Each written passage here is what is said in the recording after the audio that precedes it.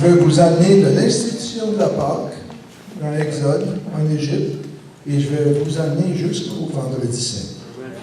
Et rendu au vendredi saint, vu que les choses deviennent plus compliquées, là, ça va être un enseignement à mes 3 ans à 11 ans. Mais vous pouvez écouter vous autres aussi, parce que ça va être bon pour vous autres aussi. Amen? Mais avant de commencer, prions, s'il vous plaît. Seigneur, je te remercie ce matin pour l'opportunité d'enseigner à tous les groupes d'âge, Seigneur. Alors viens moindre ton serviteur ce matin et que ton Esprit Saint m'aide à communiquer ce que tu as mis dans mon cœur, Seigneur. Donne le goût de ta parole à tous ceux qui sont ici ce matin. C'est dans le nom de Jésus que nous avons prié. Amen. OK. Comme le pasteur a annoncé en primeur, l'institution de la Pâque. OK? Si vous avez vos Bibles avec vous, électronique ou papier, vous allez dans Exode, chapitre 12. Et ce dont je vais parler, c'est entre les versets 1 et 14 surtout. D'abord, il est bon de noter en termes de calendrier. D'accord? Dans Exode 12, l'Éternel dit ce premier mois. Ce premier mois-là, c'est Nissan. D'accord? À ne pas confondre, parce qu'aujourd'hui en Israël, jour de l'an, c'est une nouvelle, c'est Rosh Hashanah en automne. Et nous, évidemment, c'est le 1er janvier. Et Nissan veut dire le commencement. Nissan est en mars-avril, la première pleine lune du printemps. C'est à ce moment-là que qu'il y a un renouveau partout, nouvelle vie, etc. Et c'est au mois de Nissan ici qu'on va parler. Et là, l'Éternel, alors qu'ils étaient en Égypte, il y avait déjà eu plusieurs plaies. Et là, ici, on arrivait à la dernière plaie, qui était les premiers-nés, humains et bétail. OK? Les premiers-nés étaient pour périr. Mais là, l'Éternel a donné des instructions. Puis ce que je veux que vous vous rappeliez ce matin, parce que ça va être important pour plus tard, c'est le 10 et le 14. Y a-t-il quelqu'un ici qui sait ce qui s'est passé le 10e jour du mois de Nissan? Non? Oui, oui. Vas-y, mon ami. Il fallait aller acheter un agneau. C'est ça. Sans défaut. Sans défaut. Un agneau sans défaut et sans tache. Right? Ça faisait partie des instructions de l'Éternel. Et le 14, on faisait quoi? Attends, il fallait garder l'agneau jusqu'au 14. Oui, j'y arrive. Oh, il y a des vides dans ma tête, ça. C'est bon. OK, je vais poursuivre sur le point de Julie. Du 10 au 14, on devait continuellement surveiller l'agneau pour être certain que ce n'était pas un agneau qui était malade, infirme, boiteux, peu importe. Et là, le 14, ma chère Julie, vu que tu t'es avancé, on faisait quoi le 14? Ça doit être là où est-ce Oui, c'est vrai. OK. Dans ma Bible, on appelle ça immoler l'agneau. Hein? Le clic. Hein? Il fallait immoler l'agneau entre les deux soirs. Et là, ce qu'on faisait, c'est qu'on prenait le sang de l'agneau et on l'appliquait où? Les poteaux et le linteau de la porte de chaque maison. D'accord? Et là, qu'est-ce qui est arrivé? Quand l'Éternel est venu pour frapper tous les premiers... Il va sauter. Hein? Il va sauter là où il a épargné. Il a passé par-dessus. En anglais, c'est pour ça que sur votre calendrier, c'est marqué Passover. Hein? La première Pâque de l'Éternel. Et quand l'Éternel passa pour frapper l'Égypte, il vit le sang sur les poteaux, sur le linteau, passa par-dessus et ne permit pas aux destructeurs d'entrer dans les maisons des enfants d'Israël. Amen? Mais rappelez-vous, 4, 10 et 14. D'accord? Puis en passant, l'Éternel avait indiqué que vous ferez cela, c'est une perpétuelle. Donc, à chaque année, c'est quelque chose qu'il va falloir refaire.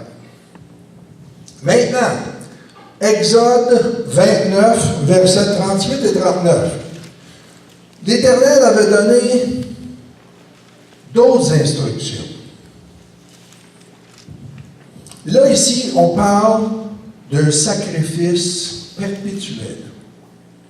À tous les jours qu'on devait faire ça. Et voici en quoi consistait ce sacrifice perpétuel-là.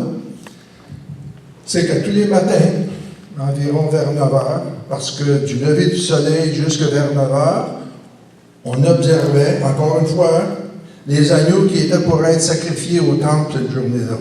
On voulait s'assurer que c'était des agneaux sans défaut et sans tâche. OK?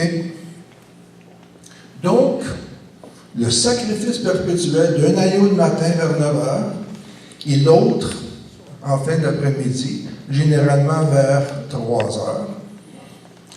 On ouvrait le temple, les trompettes du temple sonnaient à 9 heures, on ouvrait les portes, et là, pendant toute la journée, entre le sacrifice du matin et le sacrifice du soir, ou en fin d'après-midi, c'est à ce moment-là qu'on sacrifiait, qu'on faisait tous les autres sacrifices.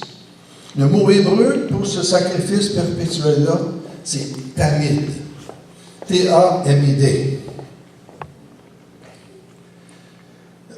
Maintenant, comme vous pouvez constater, ça prenait beaucoup d'agneaux au temple. D'accord? Puis généralement, en ce moment-là, l'élevage des agneaux était fait en campagne, loin des villes. Mais il y avait une exception.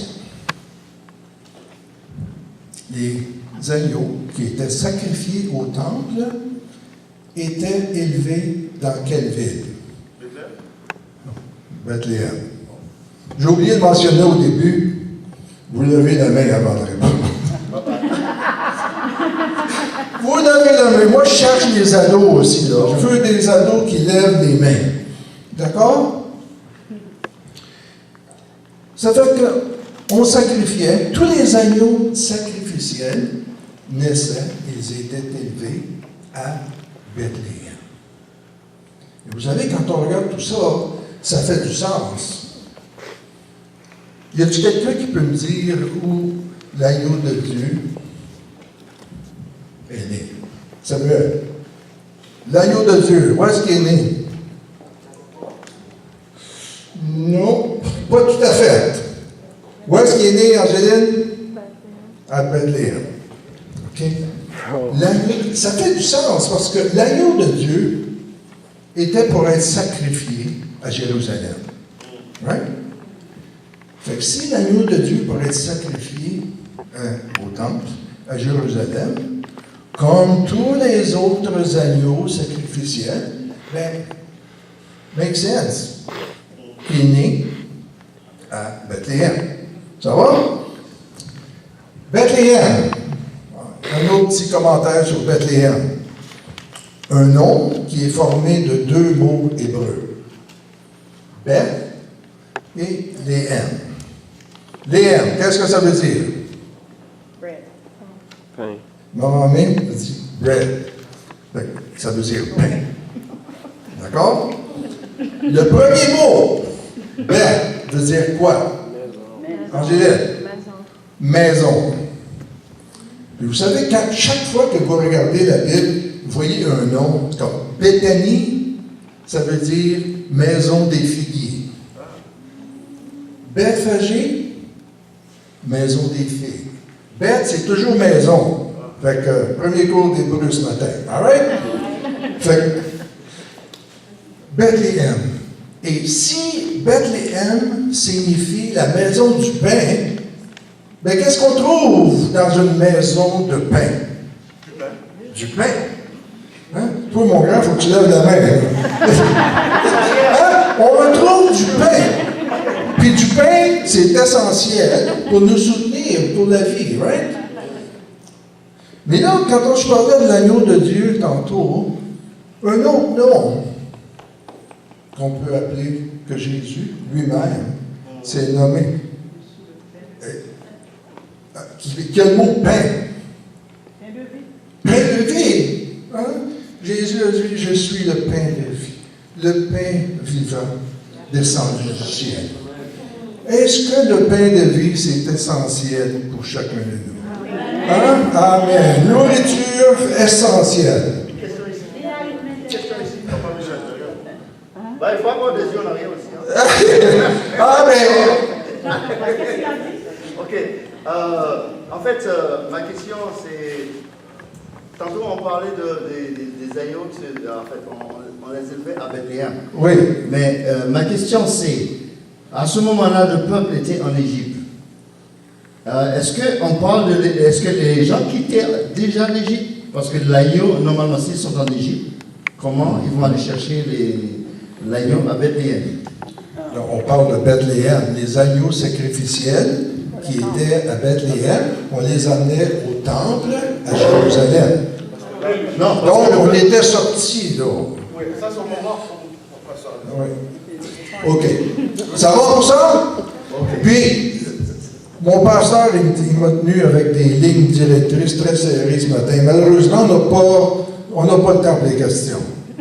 C'est moi qui demande les questions. Puis ça me prend des réponses vite. Pour ça. OK, on s'en va graduellement on se rapproche de la Pâque. Là, le dimanche dernier, c'était le dimanche des rameaux. OK? Le 10 de Nissan. All right? Puis qu'est-ce qu'on fait le 10 de Nissan, Papa Monique? On va acheter l'agneau. C'est ça. On va choisir, acheter un agneau pour célébrer la Pâque. All right? Et ça, c'est au même moment où il y a l'entrée triomphale de Jésus dans Jérusalem. Et moi, c'est quelque chose qui vient me chercher parce que, comme tous les gens allaient choisir un agneau pour la Pâque, ben, Dieu aussi avait choisi son agneau. Alléluia. Agneau de Dieu, qui était parti du mont des Oliviers et qui traversait les portes du temple pour cette entrée triomphale en Jérusalem. Et comme ma sœur Julie a mentionné tantôt, du 10 au 14, on surveillait les agneaux pour être certain qu'il n'y avait pas de défaut. Et Jésus, à partir de son entrée triomphale à Jérusalem, le 10 de Nissan, il enseignait continuellement. La Bible nous dit qu'il était dans le temple à tous les jours pour enseigner. Puis il n'y a pas personne qui a réussi. Même si on a tendu des pièges, même si on l'a mis à l'épreuve, il n'y a pas personne qui a réussi à trouver une faute contre notre Seigneur. Puis bien plus que ça, notre ami Ponce Pilate, vous connaissez? Ponce Pilate, il n'a pas rien trouvé non plus. Puis en plus, Ponce Pilate, il l'a envoyé à Hérode, puis là, Hérode, il a retourné à Ponce Pilate, il n'y a rien là. Et Ponce Pilate, à maintes occasions, a tenté de sortir de ça parce qu'il ne trouvait rien de mal. Il ne trouvait rien de mal avec notre Seigneur. Puis au temps convenu, le 14 de Nissan, c'est à ce moment-là que les gens immolaient l'agneau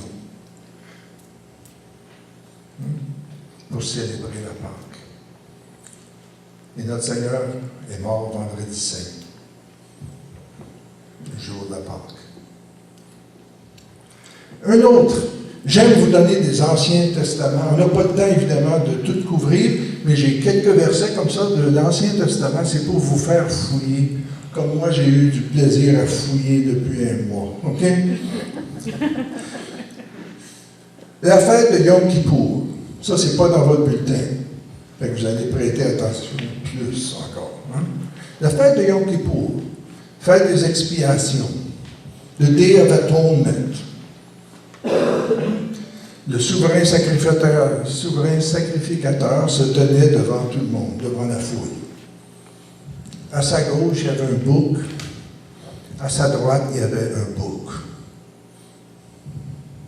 Un était sacrifié pour le péché et l'autre était relâché dans le désert. Évidemment, il y a beaucoup plus là, à cette histoire-là, mais je vous donne ça, vous allez savoir où je m'en viens.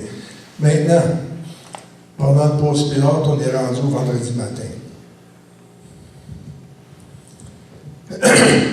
Après le procès de notre Seigneur, même si Ponce Pilate ne trouverait absolument rien de mal, que Jésus n'avait fait rien de mal, mais là, Ponce Pilate se présente devant la foule.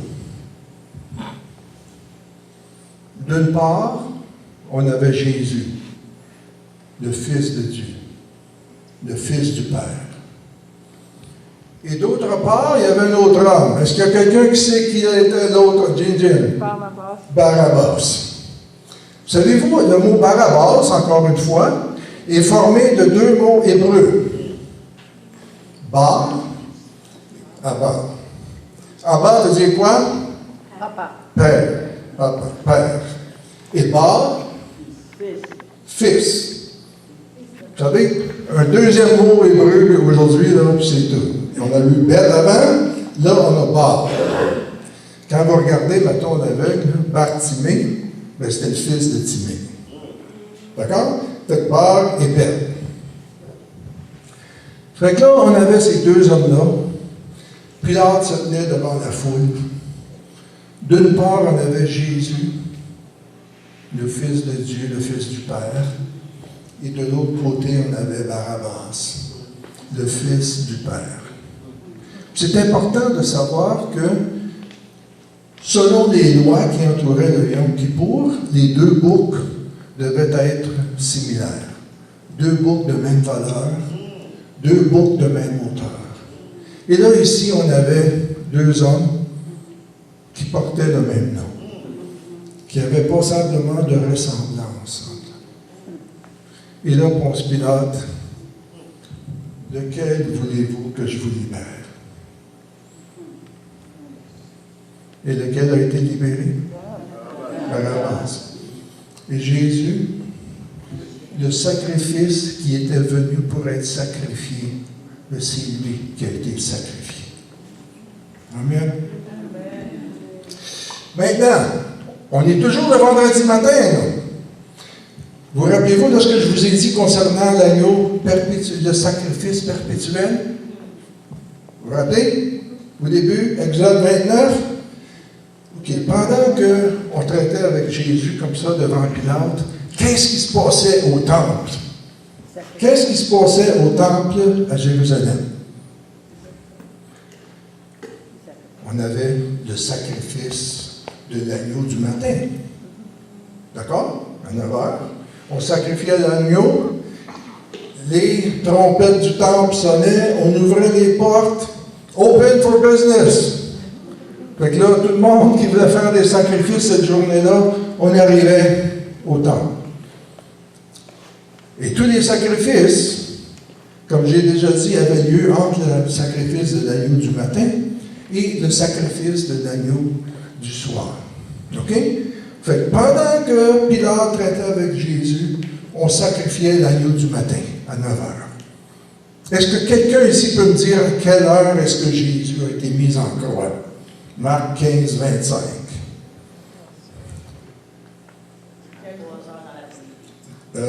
Pas qu'il est mort. Je demande à quelle heure qu'on l'a mis en croix? 9 heures. Marc 15, 25. Et là, ben, tu m'as déjà donné la réponse. Je dis, à quelle heure est-ce que Jésus est mort? À 3 heures. À 3 heures de l'après-midi.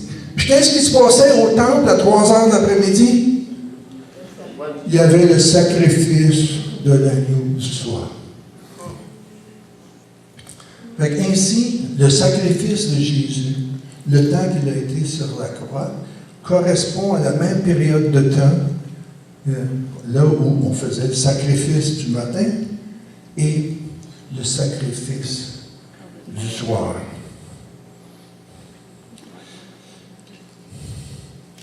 Je ne sais pas pour vous autres, mais pour moi, là, ça a allumé big time. OK? Je ne sais pas si tout ça vous dit quelque chose. Mais le sacrifice perpétuel. Quel est le mot hébreu qui veut dire sacrifice perpétuel? 5 lettres que je vous ai données au début? Ça commence par Théa. Tamid. Oui, mon fils. OK. Le Tamid. Le sacrifice perpétuel de l'agneau du matin jusqu'au soir. Et ça, on devait faire ce sacrifice-là continuellement, de jour en jour. Hein? Ce sacrifice perpétuel, à jamais, pour toujours. On devait répéter ça continuellement. Mais là, avec l'agneau de Dieu, par exemple, on changeait de ligue pas mal. Lui qui a pris tous les péchés du monde, lui, l'agneau de Dieu qui enlève le péché du monde. Avec Jésus, qui est notre tamid, notre sacrifice perpétuel. Lui nous couvre à chaque moment de notre vie. À chaque moment de notre vie. Et il couvre que ce soit nos péchés, nos problèmes, peu importe les situations dans lesquelles on vit. L'agneau de Dieu, Jésus, est notre tamid, frères et sœurs. Hein? Notre tamid. Et vous pouvez, j'ai dans votre bulletin, là, j'ai mis le verset qui vraiment là, nous dit tout concernant cet aspect-là. Hébreux 7, 27. Jésus n'a pas besoin, comme les souverains sacrificateurs, d'offrir des sacrifices chaque jour. D'abord pour ses propres péchés et ensuite pour ceux du peuple. Cela, il l'a fait une fois pour toutes en s'offrant lui-même. Il est notre tamid. Chaque moment de notre vie. Et là, à 3 heures de l'après-midi,